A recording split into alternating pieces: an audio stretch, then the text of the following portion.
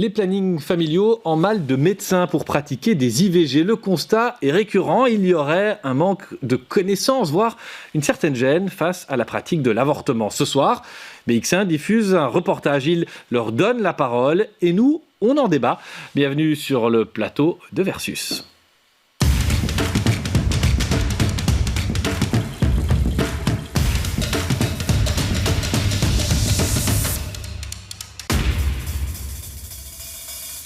Et j'accueille trois personnes très impliquées. Colline Grandot, bonjour, vous êtes la réalisatrice de ce film. On verra comment vous avez abordé et créé un climat de confiance avec ces médecins qui finalement se livrent à votre caméra.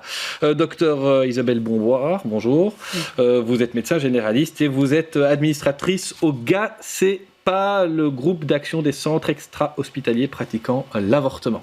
Et puis Karim Majoros, vous êtes directeur de la Fédération laïque des centres de planning familial. Peut-être pour vous, la première question, Karim Majoros, on évoque un risque de pénurie, une pénurie. C'est quoi la situation aujourd'hui si quelqu'un est dans la situation de demander une IVG? C'est quand même encore possible dans ce pays.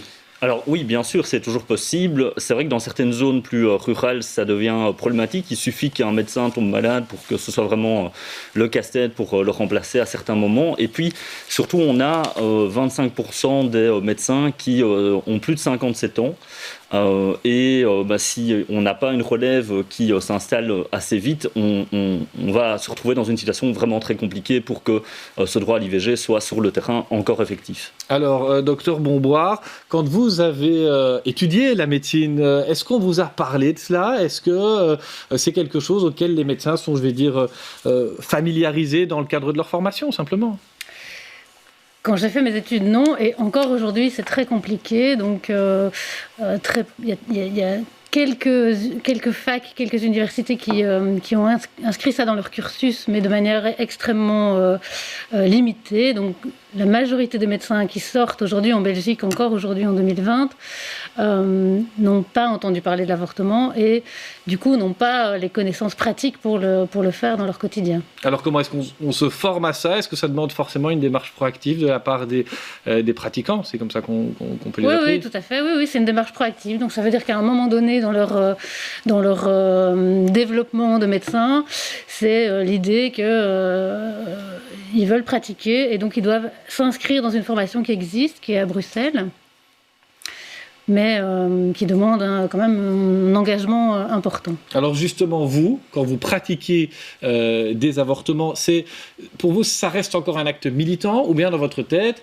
vous dites non, je suis un médecin, je procède à un acte médical finalement comme un autre? Oui, donc pour moi, pratiquer les avortements aujourd'hui en tout cas, c'est pas un acte militant en soi, donc ça fait vraiment partie, c'est ma pratique quotidienne et donc c'est mon travail, je me sens pas militante en allant travailler.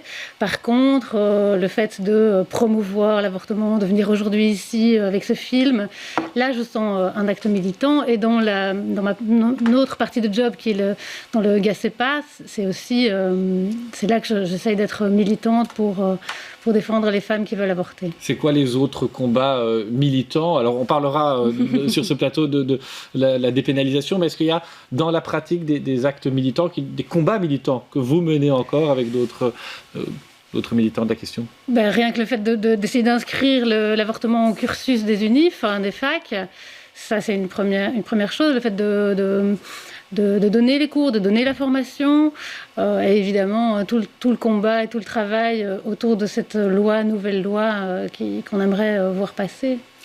Colline Grandot, c'est vous la réalisatrice. Ce qui est frappant quand on regarde les mains des femmes, c'est le climat de confiance que vous créez avec ces médecins qui se livrent. On aura un extrait dans un instant, mais comment vous avez créé cela? Vous avez dû prendre le temps, j'imagine. On entend que vous les tutoyez aussi par moments. Ça s'est fait naturellement? Du temps, on n'a pas eu tant que ça pour faire ce film, mais c'est mon travail de les mettre en confiance et de les amener à avoir une parole simple. Et l'idée du dispositif, c'était qu'on soit dans un échange, une discussion, qu'on ne soit pas dans du discours, qui soit dans un échange d'expérience sur leur pratique et qui parle vraiment d'eux de ce qu'ils font au quotidien et de pourquoi ils le font et comment ils le font et qu'on soit dans quelque chose d'assez simple et presque amical. C'est pour ça qu'on a aussi choisi un café, un lieu public, parce qu'on avait envie de pas mettre le sujet de l'avortement dans un lieu privé. J'avais pas non plus envie de les filmer dans leur cabinet ou dans leur lieu de travail. L'idée, c'était d'avoir comme un échange informel, en fait, et peut-être plus, plus fluide dans ce que eux font, et donc de les voir aussi comme des gens un peu normaux, quoi. Ils se sont tous livrés, ou vous les sentiez sur la réserve? Vous avez l'habitude de ce genre de travail, je dirais, assez intimiste, hein. Vous en avez fait un autre sur la place de l'homme. Vous les sentiez vraiment sincères, ou bien dans une forme de représentation, puisqu'ils veulent faire passer un message? Mais justement, l'idée, c'était de pas les amener à faire passer un message spécialement, mais de parler d'eux, en fait, de manière le plus intime possible, parce que... non, je les ai trouvés extrêmement généreux dans l'exercice. Ce qui a aidé peut-être le tournage, c'est qu'un groupe de médecins, donc quelques-uns que j'ai filmés, avaient déjà réfléchi à ces questions dans un groupe de travail, mis en place par la Fédération laïque des centres de planning, où du coup, ils avaient déjà un peu réfléchi aux différents freins qu'il pourrait y avoir chez les médecins. Donc quelque part, ils avaient déjà travaillé le sujet aussi entre eux. Et donc là, l'idée, c'était de le restituer à destination des étudiants en médecine majoritairement. C'était notre public cible. Et donc, du coup, d'avoir un film dont le concept est les médecins parlent aux médecins. Enfin, une espèce de rapport d'égalité comme ça, dans la parole. Je propose qu'on regarde un extrait de ce film. Ce sont des médecins qui exposent leurs doutes, leurs réflexions. Petite compilation de quelques-uns d'entre eux. J'en parle, mais plutôt à des gens proches, comme si c'était encore un peu tabou. Donc depuis lors, je fais un peu l'effort d'en parler. Et je vois que ça provoque quand même des émois. Finalement, la médecine, c'est de l'humanité. Et là, on va ressortir les choses les plus enrichissantes et les plus gratifiantes de ce métier, c'est quand on est capable de se mettre à la place de l'autre. Et c'est pas évident, on a notre histoire, il faut être capable de se mettre en face de quelqu'un, non seulement de l'écouter, mais en plus lui donner l'impression qu'on le juge pas. Et parfois, oui, on a devant nous la petite nana qui vient avec sa 3e demande d'IVG, et c'est pas facile, et il faut aller au-delà de ça, et surtout ne pas le lui faire ressentir, et je crois que c'est ça la différence entre ce qu'on nous apprend à l'école, et puis ce que la pratique va nous enseigner à mesure qu'on l'a fait. Je suis contente de le faire, je me sens valorisée de le faire. Je me dis, voilà, c'est quelque chose d'important pour que les femmes se sentent bien. Voilà, je trouve c'est un peu... je sais pas, moi, les gens qui disent oui, c'est bien l'IVG, il faut le faire, mais je dis ah non, moi je le ferai jamais. Mais je trouve, voilà, il y a une loi qui existe, même si elle n'existait pas, de toute façon, les IVG se feraient quand même. Mais c'est juste, voilà, il faut des pratiquants qui soient là. Et je trouve il faut qu'il y ait des gens qui pratiquent pour que ça se fasse. Colline Grandeau, est-ce que dans les entretiens que vous avez eus, vous avez, je veux dire, mis in extenso tout, ou bien vous avez dû vous faire violence et retirer certaines paroles de médecins parce que ça ne rentrait pas dans le format? Et la question que je voudrais aussi vous poser, c'est est-ce qu'il y a eu un moment quand même des doutes qui ont été exprimés, puisqu'on en a qui disent par moment oui, je me pose des questions, et ils se souviennent de leur formation? Alors, retirer des choses, évidemment, parce qu'en fait, on a filmé 1 heure par médecin et qu'à un moment, il faut faire des choix. C'est tout. Ça, c'est n'importe quel film, en fait. C'est inhérent au travail de montage. Après, je me suis absolument pas censurée. J'ai travaillé en collaboration avec la Fédération laïque des centres de planning, donc avec Caroline Watillon et Myriam Dilémans, qui ont été extrêmement impliquées, et nos échanges ont vraiment été super là-dessus. Et est-ce qu'il y en a qui, à un moment donné, exprimaient des formes de doute? Quelques-uns reconnaissent quand même des questions. On en a une qui dit moi, je vois arriver quelqu'un, c'est peut-être sa 3e IVG. C'est ça que je trouvais intéressant. Et c'était montrer des personnes qui sont en questionnement tout le temps, en fait. Et que, avec ce film, l'idée, c'est pas de convaincre les gens, les médecins, par exemple, de faire des avortements. L'idée, c'est de mettre le sujet sur la table, et qu'au moins, à un moment dans leur cursus, ils puissent se poser la question « Ah tiens, ça existe, et comment c'est fait, et est-ce que, dans la relation au patient, est-ce que c'est quelque chose qui pourrait me convenir ?» Et donc, c'est pour ça que dans le montage, effectivement, on a gardé les moments doute, de réflexion. Et il y en a beaucoup qui sont forts. Karim Majoros, ce film, en fait, il est destiné à des médecins, des futurs médecins, même s'il est visible par le grand public, même un journaliste lambda le regarde et le comprend. Mais moi, je voudrais vous demander, est-ce que ce travail de sensibilisation que vous faites, il est finalement plus facile dans certaines universités, dans certaines hautes écoles que dans d'autres, parce que voilà, il y a aussi un passé militant dans des institutions de formation en Belgique. Donc on a pu voir dans les combats récents autour de l'élargissement du droit à l'IVG, du nombre de semaines, etc., que en fait il y a dans toutes les institutions, dans tous les hôpitaux universitaires, il y a des personnes qui sont favorables à l'IVG. Et il y en a aussi qui ne le sont pas.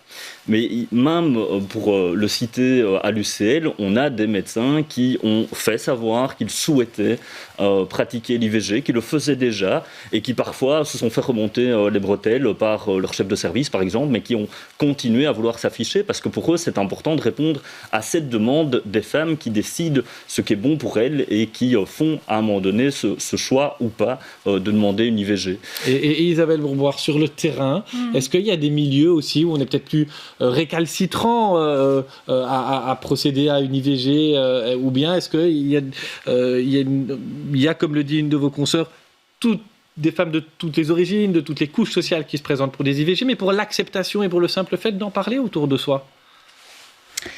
C'est clair qu'en effet, ce sont toutes sortes de femmes qui viennent, un peu, pas de limite, donc vraiment aucune limite. Toutes les femmes, un jour dans leur vie, vont être confrontées à une grossesse qu'elles vont mettre en question. Elles vont pas nécessairement avorter, mais elles vont la mettre en question.